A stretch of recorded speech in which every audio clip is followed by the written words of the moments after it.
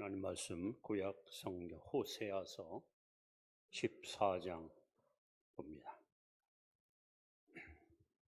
구약 성경 1268면입니다. 호세아서 14장 1절로 3절 말씀 우리 한 목소리로 합독하겠습니다. 시작. 이스라엘아, 내 하나님 여호와께로 돌아오라. 내가 불의함으로 말미암아 엎드러졌느니라. 너는 말씀을 가지고 여호와께 돌아와서 아뢰기를 모든 불의를 제거하시고 선한 바를 받으소서. 우리가 수송아지를 대신하여 입술의 열매를 주께 드리리이다. 우리가 아수르를 구원을 의지하지 아니하며 말을 타지 아니하며 다시는 우리의 손으로 만든 것을 향하여 너희는 우리의 신이라 하지 아니하오리니 이는 고아가 주로 말미암아 긍휼을 얻음이니이다 할지니라. 아멘. 여러분 옆에 분에 인사합시다. 제가 오늘 만난 사람 중에 제일 멋있습니다.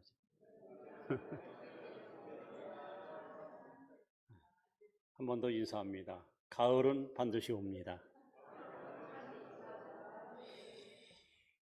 솔로몬 왕이 죽은 후에 이스라엘은 안타깝게도 남과 북으로 분열이 됩니다.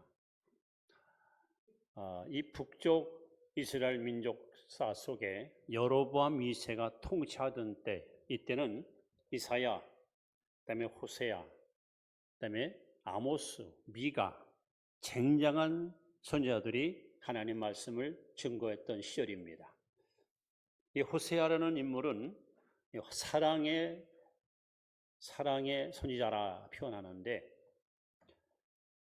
어느 날 뜻밖의 하나님이 호세아를 찾아오시더니 너는 음란한 여자랑 결혼하라. 총각인 호세아에게 하나님이 음란한 여자랑 결혼하는 거죠. 우리로 말하면 창녀랑 결혼하는 거예요. 자신의 의지와 상관없이 하나님 명령에 순종해서 호세아는 고멜이라는 여자와 결혼했습니다.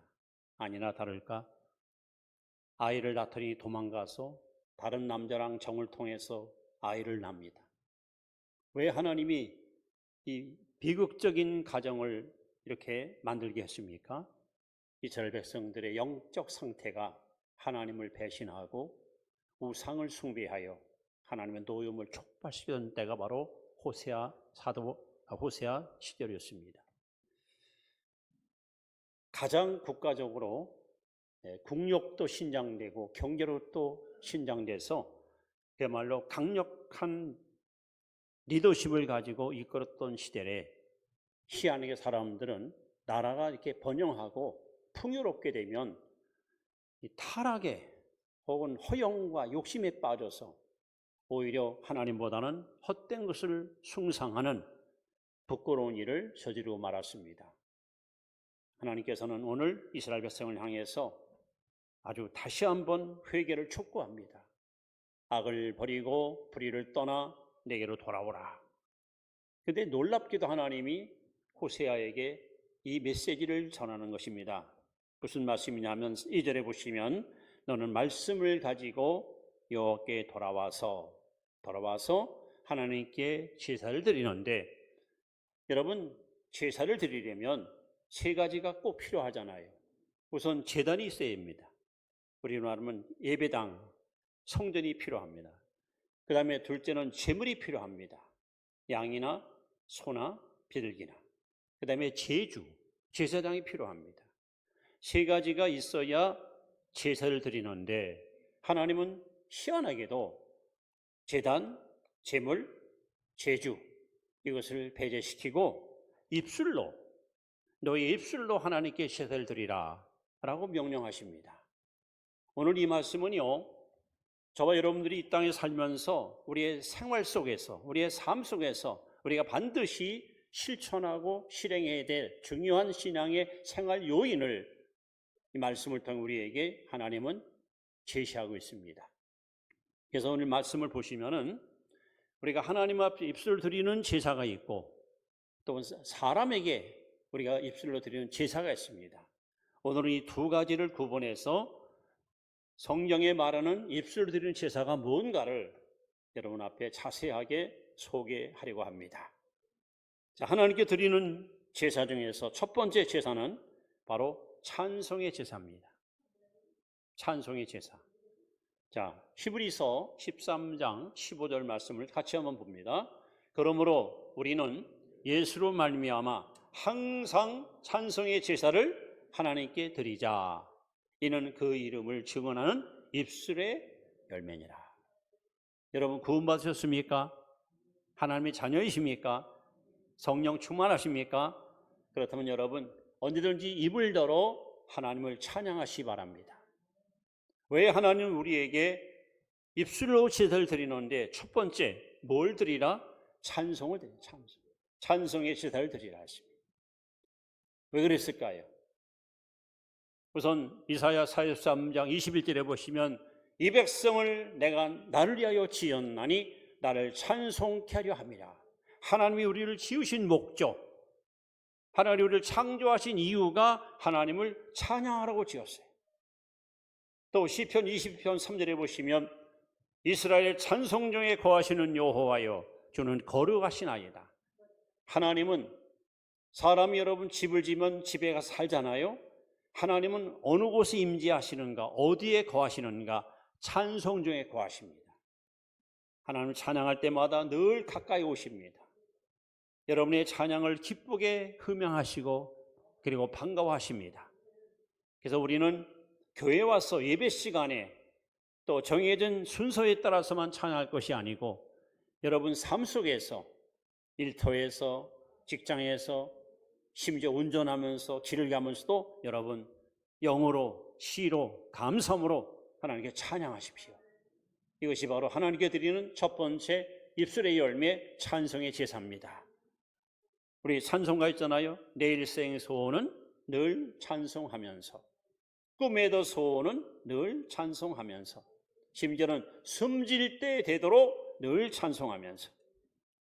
시편 104편 33절에 보시면 내가 평생도록 여호와께 노래하며 내가 살아있는 동안 내 하나님을 찬양하리로다. 우리 성도들의 삶은 이렇게 평생 하나님을 찬양하고 평생 하나님께 노래하는 삶을 사는 것, 이것을 하나님께서 기뻐하시는 살아있는 제사가 되는 것입니다. 하나님께 드리는 두 번째 제사는 기도의 제사입니다. 기도의 제사는 이사야 56장 7절에 있는 말씀을 같이 한번 봅니다. 시작. 내가 그들을 나의 성산으로 인도하여 기도하는 내 집에서 그들을 기쁘게 할 것이며 그들의 번제와 희생을 나의 제단에서 기꺼이 받게 되리니 이는 내 집은 만민의 기도하는 집이라 일컬음이 될 것입니다. 기도의 제사. 여러분 정해진 시간에 정해진 장소에서 기도하는 것은 참 귀한 일입니다. 그러나 하나님 이보다 성령 안에서 무시로 기도하는 걸 원하십니다. 여러분의 삶이 기도가 되고 여러분의 기도가 삶이 되고, 예수님이 이 땅에 오셔서 가장 분노했던 것은 기도의 집인 하나님의 성전이 강도 속을 바뀌었어요. 장사꾼들이 들어와서 물건을 팔며 성전을 오염시킬 때 예수님께서 단호하게 그들을 내쫓으시면서 하는 말씀이 내 집은 만민의 기도하는 집이다. 어찌해서 강도속을 만드냐고 분노하셨습니다. 오늘날 주님이 거하시는 집은 뭡니까? 고린도서 3장 16절에 너희 몸이 하나님의 성전인 것과 하나님의 성령이 너희 안에 거하는 신을 알지 못하느니요. 여러분 우리 몸은 시시한 몸이 아닙니다. 구원받은 성들의 몸은 성령을 모시고 있는 살아있는 성전입니다. 이 성전은 항상 기도의 향이 피어올라야 됩니다. 그래서 주님은 우리에게 단호하게 명령하십니다. 쉬지 말고 기도하라. 기도 쉬는 죄를 범하지 말라. 예수님도 끊임없이 시험에 들지 않게 깨어 기도하라. 그래서 여러분 입술로 드리는 제사 중에 두 번째 제사는 바로 기도의 제사입니다. 여러분 앉으나 서나 어느 곳에서도 뭘 하든지 성령 안에서 무시로 하나님께 항상 기도의 제사를 올리시기를 바랍니다. 그것이 바로 성령 충만한 삶이고 이 땅에서 우리가 승리하는 승리의 비결입니다. 자, 세 번째 우리가 드릴 하나님께 드리는 제사가 또 하나 있습니다. 그것은 바로 시편 50편 23절 말씀입니다. 같이 읽습니다. 감사로 제사를 드리는 자가 나를 영롭게 하나니 그의 행위를 옳게 하는 자에게 내가 하나님의 구원을 보이리라. 세 번째는 감사의 제사입니다. 감사의 제사. 여러분, 우리는 감사할 이유가 너무 많은 사람들입니다. 하나님의 자녀가 되잖아요. 하나님이 나와 함께 하시잖아요. 어디 가든지 하나님 동의하시잖아요. 그리고 이미 우리는 주님이 예비해 놓으신 영원한 천국을 사모하고 살다가 언젠가 주님이 우리를 부를 때 우리는 미련 없이 영광의 나라로 들어갈 수 있는 천국의 합격자로서 이분 보증받고 살고 있지 않습니까? 주님은 우리에게 단호하게 명령합니다. 범사에 감사라. 이는 그리스도 예수 안에서 너희를 향하신 하나님의 뜻이니라. 여러분, 범사에 감사하는 거 하나님의 뜻입니다. 어떤 상황, 어떤 형편, 어떤 처지에 있든지 여러분 절대 부정적으로 사물을 바라보지 마시고 현상을 바라보지 마시고 범사에 감사하고 사십시오. 감사로 제사를 드리는 자가 하나를 영원롭게 합니다.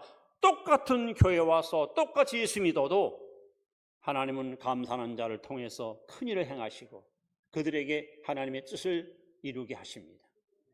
반면에 아무리 은혜 받고 교회에서 귀한 직분을 맡고 있어도 감사가 떠난 사람, 다시 말하면 마음속에 원망과 불평을 품고 있는 사람들은 하나님은 결코 귀하게 사용하지 않습니다. 이미 이스라엘 백성들이 광야에서 감사를 잃어버리고 하나님께 원망할 때에 광야에서 그들은 모두가 멸망당하고 말았습니다. 그러나 감사로 가득 찼던 여호수아와 갈렙은 가나안의 영웅으로 귀히 쓰임받지 않았습니까? 오늘도 하나님은 범사에 감사하는 사람을 통해서 일하십니다. 여러분 성경에 보십시오.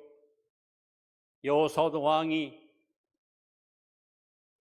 전쟁이 일어났을 때에 나라가 위기에 처했을 때에 그때 뭘 한지 아십니까? 성가들을 조직해서 하나님께 찬양하는 거예요. 뭐라고요? 여호와께 감사하라. 그는 선하심이 인자하심이 영원함이로다.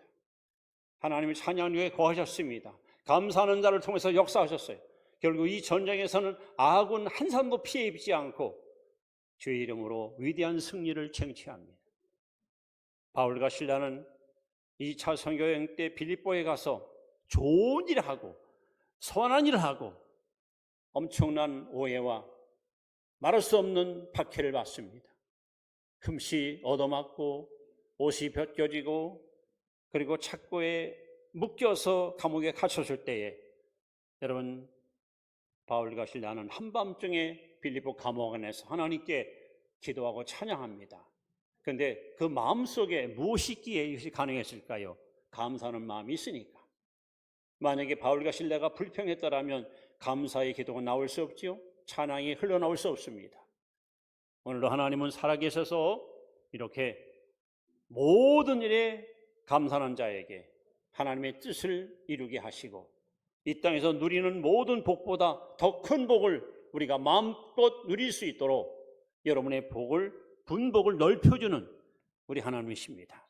그러므로 여러분 하나님께 드리는 입술의 열매, 첫째는 찬양, 둘째는 기도, 셋째는 감사. 이거는 매일매일 삶 속에서 여러분이 실천하고 살아야 됩니다. 한 가지 더 중요한 입술의 열매가 있습니다. 이번에는 로마서 10장 10절 말씀입니다. 같이 읽습니다. 사람이 마음으로 믿어 의에 이르고 입으로 시인하여 구원에 이르느니라. 무슨 말씀입니까? 여러분 입술로 드리는 제사 중에 또 하나는 바로 신앙 고백이에요. 신앙 고백. 죄인이 어떻게 구원받습니까? 우리가 어떻게 구원받습니까? 구원받는 비결이 뭡니까? 로마서 10장 9절 10절에 하나님이 이렇게 말씀합니다. 내가 만일 내 입으로 예수를 주로 시인하며 또 하나님께서 그를 죽은 자 가운데서 다시 살리신 것을 믿으면 구원을 얻으리니 사람의 마음으로 믿어 의에 이르고 입으로 시인하여 구원에 이르느니라. 여러분 입을 다물고 있으면 안 돼요. 입으로 시인해야 돼요. 예수는 나의 구주십니다. 예수는 나의 생명입니다. 예수는 나의 기쁨입니다. 예수는 나의 전부입니다. 예? 그냥 마음으로 믿으면 됐지 꼭 그럴 필요 있나? 아닙니다. 입으로 시인해야 돼. 나는 예수님이 구원받았습니다. 나 하나님의 자녀입니다. 하나님은 나와 함께 하십니다. 하나님은 나를 위해서 모든 것을 예비해 놓으셨습니다. 나는 주 안에서 날마다 승리합니다. 좋으신 하나님은 나를 위해서 놀라운 일을 행하실 것입니다. 여러분 입으로 끊임없이 시인해야 돼요. 그럴 때 하나님께서는 여러분의 입술의 고백, 신앙 고백을 통해서 큰 일을 행하시는 하나님이십니다. 그래서 분명히 성경은 말합니다. 마음으로 믿어 의에 이루고 입으로 시인해야 구원에 이릅니다. 베드로가 주는 그리스도시요 살아계신 하나님의 아들이십니다 하고 신앙 고백할 때에 예수님께서 극구 칭찬하잖아요. 너는 참 복도 많다.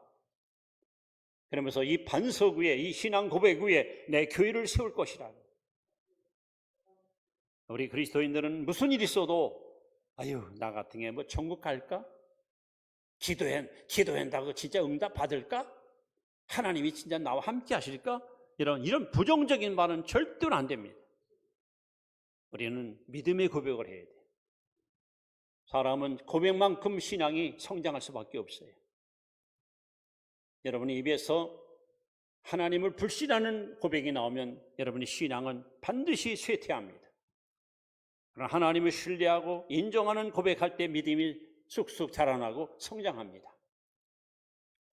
그래서 여러분 죄사함 받는 것도 병 고침 받는 것도 문제 해결 받는 것도 기도 응답 받는 것도 전부 신앙 고백을 통해서 가능합니다. 이렇게 하나님께 드리는 입술의 열매가 있습니다. 찬양, 기도, 감사, 그리고 신앙 고백. 이것이 하나님께 드리는 입술의 열매입니다. 하나님은 이 입술의 고백을 우리에게 요구하십니다. 여러분 할 수 있잖아요. 8월 한 달 오늘 말씀을 여러분 생활 속에 적용을 시켜보세요. 어디에서 뭐 하든지 항상 하나님과 찬양하시고 또 하나님께 기도하시고 늘 입을 열어 하나님께 감사하시고 그리고 하나님 감사합니다. 하나님 사랑합니다. 하나님 나와 함께 하심을 내가 믿습니다 하고 신앙 고백해 보세요. 아마 여러분의 신앙이 훨씬 더 풍요로움을 누릴 수 있게 될 것입니다. 자, 이번에는 두 번째 사람에 대한 입술의 제사가 있습니다. 세 가지를 여러분 앞에 소개합니다. 첫째는 진실한 말을 하십시오. 사람에 대해서 진실한 말. 자, 우리 잠언 12장 19절 말씀입니다. 같이 읽습니다. 시작. 진실한 입술은 영원히 보존되거니와 거짓 혀는 잠시 동안만 있을 뿐이니라. 에베소 4장 25절에도 그런즉 거짓을 버리고 각각 그 이웃과 더불어 참된 것을 말하라. 이는 우리가 서로 지체가 됩니다. 우리 교회에서 성도들 사이에 아름다운 관계를 유지하는 길이 뭐냐? 진실하게 말해야 돼. 서로 속고 거짓이 난무한 교회는 절대 성령이 역사하지 않습니다. 하나님 신실한 사람을 통해서 일하십니다. 여러분, 인간의 언어는, 인간의 말 속에는 세 가지 능력이 있잖아요. 첫째, 각인력, 둘째, 견인력, 셋째, 성취력. 우리가 입으로 말을 내뱉으면 이 말이 여러분 속에 각인됩니다. 이 머릿속에 완전히 입력이 돼버립니다. 또 말은 끌어대는 힘이 있어요. 자꾸 여러분 입으로 시인하면 내가 끌려가든지 끌려오든지 그리고 말하는 대로 이루어집니다. 그렇기 때문에 우리는 이 땅에 사는 동안 가족 사이에 또 친구와 이웃 사이에 교회 와서 우리 교우들 사이에로 제일 중요한 것은 여러분 진실한 말을 하는 거예요. 진실해야 됩니다. 가장 깨끗하고 순결한 언어를 우리가 구사할 때에 하나님께서 기뻐할 뿐 아니라 이 관계가 아름답게 형성돼서 여러분 훨씬 더 행복한 인생을 살아갈 수 있습니다. 두 번째, 우리가 사람에게 줄 수 있는 입술의 제사가 뭘까? 그것은 바로 긍정의 말이다. 긍정적인 말. 자, 마가복음 9장 23절 말씀. 잘하는 말씀이죠? 시작. 예수께서 이르시되 할 수 있거든이 무슨 말이냐? 믿는 자에게는 능히 하지 못할 일이 없느니라. 여러분, 사람의 믿음이 떨어지면 벌써 말이 부정적인 말이 나와요. 교회 다니면 뭐해? 예수 믿으면 뭐해? 예배 드리면 뭐해? 기도하면 뭐해? 이게 벌써 믿음이 떨어지는 증거예요. 우리는 어떤 일이 있더라도 여러분 부정적인 말을 하면 안 됩니다. 이미 12 정탐꾼을 통해서 우리가 교훈 받았잖아요. 여호수아와 갈렙은 저들은 우리의 밥이라, 우리가 너희 이기리라, 약속의 땅을 향해서 전진하자고 긍정적인 말을 갖다가 고백하잖아요. 그런데 나머지 10 정탐꾼과 백성들은 우리는 가봐야 그들한테 패한다, 우리는 가봐야 그들한테 죽는다. 결국은 백성들이 모두 다 긍정적인 말보다는 부정적인 말을 믿고 신뢰하다가 약속의 땅을 눈앞에 두고 300만 이스라엘 백성이 광야에서 모두 멸망당하고 말았습니다. 왜 이런 사건을 성경에 기록합니까? 바로 말세를 맞는 우리에게 거울을 삼으라고. 여러분, 보통 모든 자동차가 기어를 갖고 있잖아요. 그래서 전진기어, 후진기어가 있잖아요. 전진기어를 누르면 자동차가 앞으로 갑니다. 그렇죠? 후진기어 누르면 자동차가 뒤로 갑니다. 여러분이 입으로 부정적인 말을 하면 여러분 퇴보합니다. 절대 발전도, 성장도, 행복도, 번영도 없습니다. 그러나 여러분이 입으로 긍정의 언어를 구사하면 우리는 전진합니다. 향상합니다. 계속해서 앞으로 향해서 나아갈 수 있습니다. 우리 그리스도인들은 과거 지향적인 인생을 살면 안 됩니다. 우리는 미래 지향적인 인생을 살아야 됩니다. 그러므로 여러분 어떤 일이 있더라도 여러분 입으로 부정적인 말을 내뱉지 마시고 긍정적인 언어를 쓰십시오. 특히 이웃들에게 여러분 조금도 망설이거나 조자하지 말고 칭찬하십시오. 격려하십시오. 용기를 주십시오. 그래서 저 사람만 만나면 왠지 힘이 생겨, 자신감이 생겨. 여러분 그런 성도가 돼야지. 왜 긴 빼는 말을 왜 하십니까? 상대방을 왜 여러분 자꾸 낙심하게 만듭니까? 그것은 성도가 할 일이 아닙니다. 이렇게 사람에게 행해서 드리는 입술의 열매는 이렇게 여러분 진실한 말을, 긍정적인 말을 해야 됩니다. 한 가지 더 우리는 축복의 말을 해야 됩니다. 축복. 시편 109편 말씀을 같이 봅니다. 17절 시작. 그가 저주하기를 좋아하더니 그것이 자기에게 임하고 축복하기를 기뻐하지 아니하더니 복이 그를 멀리 떠났다. 이 말씀 잘 기억하세요. 남을 저주하니까 오히려 누가 저주받아요? 내가 받아요. 축복하는 것이 지금 인색했더니 복이 어떻게 해요? 내게서 떠나가 버려요. 하나님 말씀입니다. 예수님 제자들을 둘씩 파송하면서 뭐라고 당부하십니까? 어느 집에 가든지 그 집에 평안을 빌어라, 복을 빌어라. 그들이 만약에 거절하면 너희들이 본 복이 너에게 돌아올 것이다. 여러분 자녀들 많이 축복해 주세요. 가족들 만날 때마다 여러분 입으로 많이 축복해 주세요. 지금 참 모두가 어렵잖아요. 걱정하지 마. 내가 기도하고 있으니까 힘내. 잘 될 거야. 하나님이 너와 함께 하잖아. 뭘 염려하고 있어? 여러분 자꾸 이렇게 입으로 축복을 빌어주세요. 아까 말씀한 대로 이 언어는요, 각인력이 있어요. 각인력. 견인력이 있고 성취력이 있어요. 살고 죽는 것이 혀의 권세에 달려 있습니다. 오늘 하나님께서 말씀합니다. 저가 저주하기를 좋아하더니 저주가 제게 임했고 축복하기를 망설였더니까 복이 떠났다. 결국 축복받는 게 뭐냐? 남을 복 주는 것이 결국 내가 복 받는 거예요. 우리는 축복하는 일에 조금도 여러분 주저하거나 망설임 없이 마음껏 마음을 다해서 이웃에게 축복을 빌어주시기 바랍니다. 하나님이 그거 하라고 여러분 입을 주신 거예요. 여러분이 주신 하나님의 소중한 이 입술을 통해서 이렇게 이웃들에게 여러분 진실한 말을 하고 또 긍정적인 말을 하고 축복의 말을 해보세요. 그럼 인간관계가 훨씬 더 돈독해지고 여러분의 삶은 더 풍성함으로 채워지게 될 것입니다. 이제 말씀은 이렇게 마무리합니다. 잠언 6장 2절 말씀을 다시 한번 같이 읽습니다. 시작. 내 입의 말로 내가 얽혔으며 내 입의 말로 인하여 잡히게 되었느니라. 어린 시절 봄, 가을로 누에 농사를 진 경험이 있습니다. 누에 씨를 가졌을 때는 아주 작은 미생물, 참 눈에 띄지 않고 작은 거예요. 그때는 이제 뽕을 따다가 잘 썰어가지고 이게 깔아줍니다. 그럼 싹싹 하면서 뽕즙을 먹습니다. 아주 먹성이 굉장히 좋아요. 이제 일주일 지면요, 이만하게 애벌나게 하면 커집니다.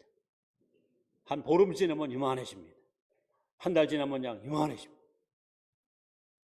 그때는 그냥 뽕잎 가져와서 그냥 던져만 줘도 금방 그냥 갉아먹습니다.